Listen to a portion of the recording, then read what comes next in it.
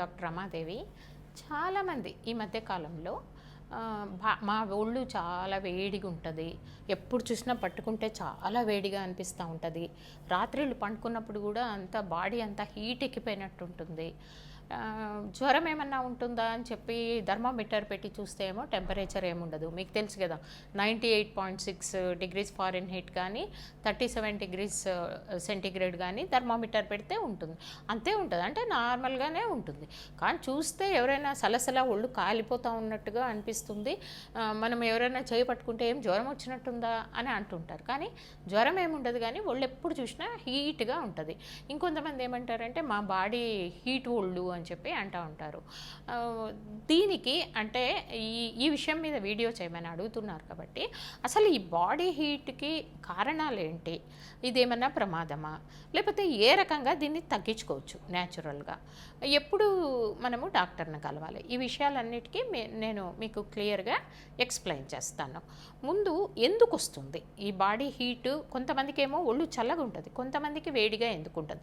ఎక్కువ మంది మీరు చూడండి ఆడవాళ్ళలోనే ఉంటుంది, ఎందుకంటే మనలో హార్మోన్స్ చేంజెస్ జరుగుతూ ఉంటాయి, అందుకనే ఆ రకంగా ఉంటుంది. మొట్టమొదటి కారణంగా కనుక మనము దీంట్లో చూసుకుంటే ఫస్ట్ హార్మోన్స్ అంటే పీరియడ్స్ అప్పుడు కావచ్చు, లేకపోతే పెరిమెనోపాస్ అంటాం. అంటే మెనోపాస్ రావడానికి ఇంకా ఒక 10-15 సంవత్సరాల కిందట, అంటే మీరు 38-40 సంవత్సరాల నుంచి కూడా హార్మోన్స్లో మార్పులు వస్తాయి. అంటే ఈస్ట్రోజన్ హార్మోన్ తగ్గిపోవడము, మిగతా హార్మోన్స్ పెరగడము అది జరుగుతుంది. కాబట్టి ఇవన్నీ కూడా హీట్ను ప్రొడ్యూస్ చేస్తూ ఉంటాయి. సో ఇది ఒక కారణం, పీరియడ్స్ అప్పుడు కానీ, లేకపోతే మనము పెరిమెనోపాస్లో ఉన్నప్పుడు కానీ, మెనోపాస్లో ఉన్నప్పుడు కానీ ఇది ఒక కారణం. రెండవది ఓవులేషన్. మీకు పీరియడ్స్ ఈ 13th 14th డే రోజు ఎగ్ రిలీజ్ అవుతుంది, దాన్ని ఓవులేషన్ అంటాం కదా. ఆ టైంలో కూడా ఎగ్ రిలీజ్ అయినప్పుడు టెంపరేచరు కొద్దిగా పెరుగుతుంది, అది ఒక కారణం. అంటే ప్రోస్టాగ్లాండిన్స్ అనే ఒక హార్మోన్స్ పెరగడం వలన బాడీలో టెంపరేచరు పెరుగుతుంది అన్నమాట. ఇది రెండో కారణం. మూడోది ఏంది, ఎక్కువ కారము, మసాలాలు, కాఫీలు, అట్లాగే ఫ్రైడ్ ఫుడ్ ఇట్లాంటివి తినే వాళ్ళల్లో కూడా వాళ్ళు కొంతమంది ఎక్కువ తింటూ ఉంటారు, వీళ్ళలో కూడా బాడీ హీట్ ఎక్కువగా ఉంటుంది. నాలుగోది డీహైడ్రేషన్. ఇది చాలా కామన్. అంటే నీళ్లు సక్రమంగా తాగకపోవడం, అంటే ఏదో అన్నం తిన్నప్పుడు అలాంటప్పుడు మాత్రమే నీళ్లు తాగుతారు, మిగతాటప్పుడు నీళ్లు తాగకుండా ఉంటారు. నీళ్లు కనీసం నీకు దాహమైనా కాకపోయినా కూడా పెద్ద గ్లాస్తో 8-10 గ్లాసుల నీళ్లు మినిమం తాగాలి. ఆ నీళ్లు తాగకపోవడం వల్ల కూడా బాడీ హీటు ఎక్కువగా ఉంటుంది. ఇక నాలుగోది వచ్చేసేటప్పటికి స్ట్రెస్ యాంగ్జైటీ, అంటే ఒత్తిడి. అంటే ప్రతి దాని గురించి ఎక్కువ ఆలోచిస్తూ ఉంటారు, అదేమవుతుందో ఇదేమవుతుందో వాళ్ళకేమవుతుందో వీళ్ళకేం, ఈ రకమైన స్ట్రెస్. అట్లాగనే ఉద్యోగంలో ఒత్తిడి, లేకపోతే ఆర్థిక ఇబ్బందులు, అన్నిటి గురించి ఎక్కువగా ఆలోచించడం వలన కూడా బాడీలో హీటు పెరుగుతూ ఉంటుంది. నెక్స్ట్ కాజ్ వచ్చేసి థైరాయిడ్. దీంట్లో మీకు తెలుసు, థైరాయిడ్ అంటే హైపోథైరాయిడ్, థైరాయిడ్ తక్కువ ఉంటుంది కొంతమందిలో థైరాయిడ్ ఎక్కువ ఉంటుంది. ఇది తక్కువ కాదు, థైరాయిడ్ ఎక్కువ లెవెల్లో ఉంటుంది, దాన్ని ఏంది హైపర్ థైరాయిడిజం అని అంటాం.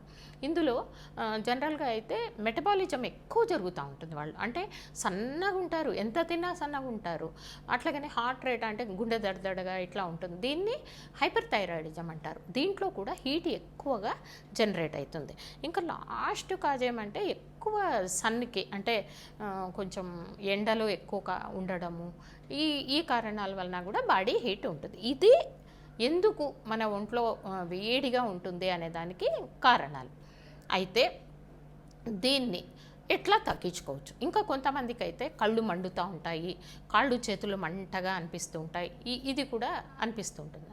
సో ఈ బాడీ కూల్ చేసుకోవడానికి, లేకపోతే దీన్నంతా తగ్గించుకోవడానికి మనం న్యాచురల్గానే ఎట్లా తగ్గించుకోవచ్చు అని అంటే, న్యాచురల్గా తగ్గించుకోవాలి అంటే ఒకటి నీళ్లు తగినంతగా తాగాలి, రెండవది మజ్జిగ, కోకోనట్ వాటరు, ఇట్లాంటివి అంటే చల్లటి పదార్థాలు, వాటర్ మిలను, ఇట్లా చల్లగా ఉండే వాటరీ ఫ్రూట్స్ ఇలాంటివి తీసుకుంటూ ఉండాలి.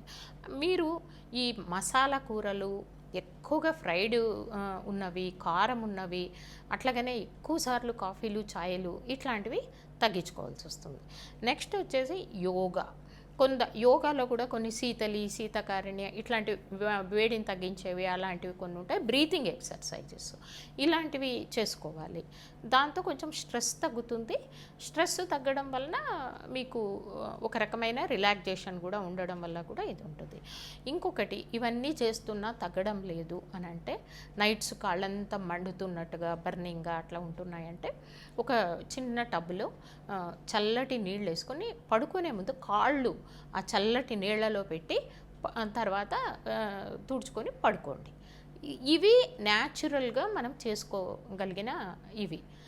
దీంతో కాకుండా నాకు ఇంకా చాలా ఇబ్బంది, ఇంకా కొన్ని జబ్బులు ఉంటే కూడా ఇలాంటిది వచ్చే అవకాశం ఉండేది. జబ్బులు ఏంటి, కొంతమందిలో inflammation diseases, auto immune diseases ఉంటాయి. అంటే ఏంటంటే లోపల వాపు ఉంటుంది.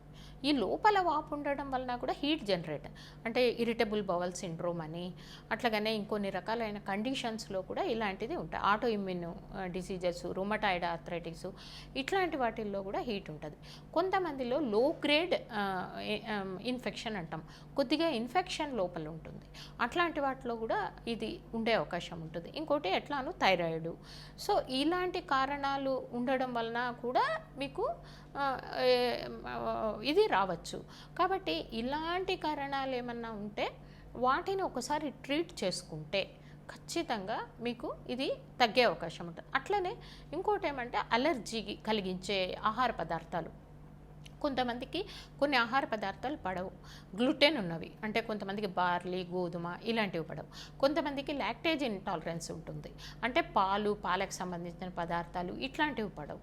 మీరు ఒక ఫుడ్ డైరీ మెయింటైన్ చేసుకుంటూ ఎప్పుడు మీకు ఇట్లా ఉంది, ఏం తిన్నప్పుడు ఉంటుంది, అది కొంచెం గ్రహించుకొని, అట్లాగే ఏమైనా జబ్బులు ఉంటే వాటిని కనుక ట్రీట్ చేసుకుంటే ఈ బాడీ హీట్ తగ్గిపోయే అవకాశం ఉంటుంది. కొంచెంగా బాడీ హీట్ ఉండి మీకంతా అన్నీ నార్మల్గా ఉంటే దీని గురించి పెద్దగా కంగారు పడాల్సిన అవసరం లేదు. ఇంకొక వీడియోతో మళ్ళీ కలుసుకుందాం. ఇప్పటి వరకు నా ఛానల్ని సబ్స్క్రైబ్ చేయకపోతే ఖచ్చితంగా చేసుకోండి. ఇంకా మీరు ఎలాంటి మార్గాలు, మీకు నిజంగా బాడీ హీటు ఉంటే మీరేం చేస్తున్నారు అనే విషయాలు కింద కామెంట్స్ బాక్స్లో రాయండి. ఇంకొక వీడియోతో మళ్ళీ కలుసుకుందాం. అంతవరకు సెలవు. నమస్తే.